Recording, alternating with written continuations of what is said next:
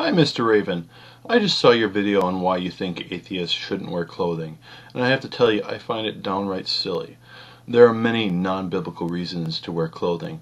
The number one reason to wear clothing is protection from the elements, from hazards in your environment. Electricians, for example, wear clothing that is arc flash resistant as a way to protect themselves from a hazard. Polar explorers, they wear clothing that protects them from extreme colds. Even tribal cultures that would represent our past, even them, they wear basic loincloths. Let's face it, you don't want your twigs and berries being hit by twigs and berries. So that's number one reason. Other reasons that we wear clothing: cultural norms. It is normal in our culture to wear certain garb to certain events. You don't show up to a business meeting wearing shorts and a t-shirt. You show up wearing a suit. And lastly, modesty. There are times that our body does not act as we wish it would.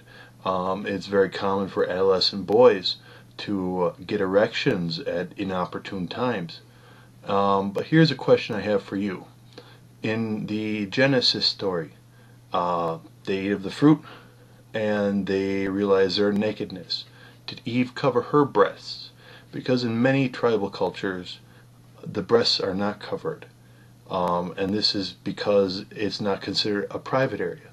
Now, if they're all from the same origins as you would suggest, then we would expect the breasts to be covered, wouldn't we? I had left you a text reply under my other account, and this one I use for debates around evolution and creation of stuff, and that's why I'm replying here.